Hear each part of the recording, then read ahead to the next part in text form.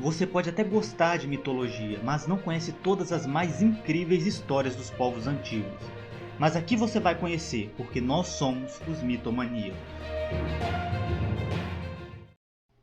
Talvez você conheça alguma história de amor trágica, como a de Romeu e Julieta, ou a de Jack e Rose, mas são poucas as que podem competir com a de Artemis e Órion. E se você acha que conhece uma história trágica, pegue sua pipoca e venha conhecer esta e decidir por si mesmo qual é a mais triste. Artemis era uma deusa prodigiosa e cheia de responsabilidade. Tendo acabado de nascer de Leto, ajudou a mãe a fazer o parto de seu próprio irmão. Depois de amadurecer, pediu ao seu pai, o próprio Zeus, para que a mantivesse sempre virgem. Pediu que nenhum altar fosse erguido em sua homenagem e desejou sempre reinar sobre os animais. Mas, apesar de seus pedidos a Zeus, houve um dia em que ela se apaixonou perdidamente por um mortal, Órion, um descendente de gigantes. Ele era um exímio caçador. E sendo Artemis tanto deusa da lua quanto da caça, viu-se logo interessada no homem. Quanto mais tempo passavam juntos nas florestas, caçando sob a luz do luar, mais seu amor crescia por Órion. Até que, por fim, Artemis comunicou a Zeus o seu desejo de abandonar a castidade e se unir a Órion. Por mais que Zeus não tivesse nada a dizer, o irmão de Artemis não gostou da ideia.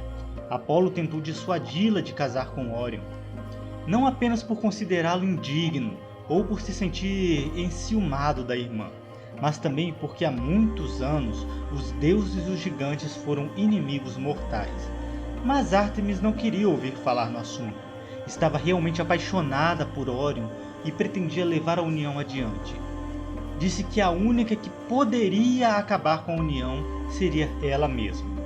Apolo ficou muito bravo, mas pensou melhor, decidindo que havia formas melhores de acabar com o relacionamento do casal.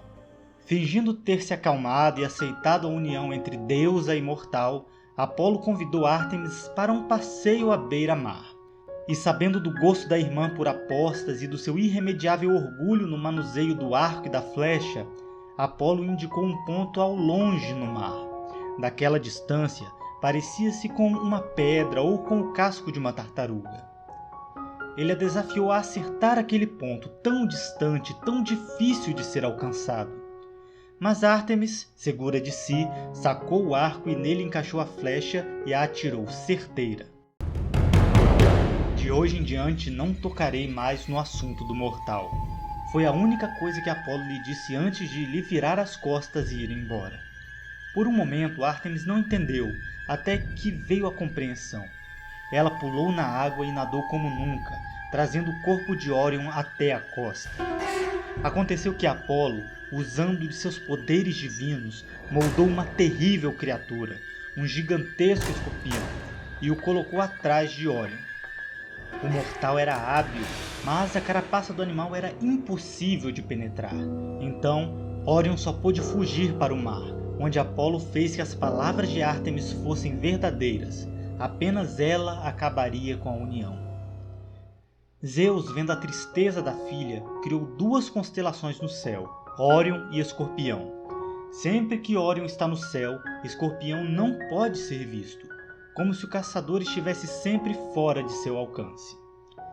Mas dizem que enquanto descia ao submundo, Órion foi categórico em dizer que melhor era ter tido uma morte precoce do que nunca tê-la conhecido.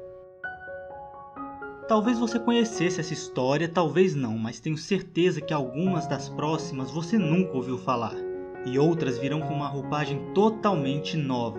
Então, se inscreva para conhecer essas histórias inéditas. E se você adora mitologia, dê uma olhada na descrição do vídeo. Lá você vai encontrar links para adquirir livros feitos por especialistas no assunto e por um preço bem acessível. A mitologia grega, nórdica e celta e em breve os livros da minha própria autoria. Comprando por esse link, você estará não apenas adquirindo conhecimento para si mesmo, mas também me ajudando a manter o canal. Então é isso, mitomaníacos, espero vocês na próxima história.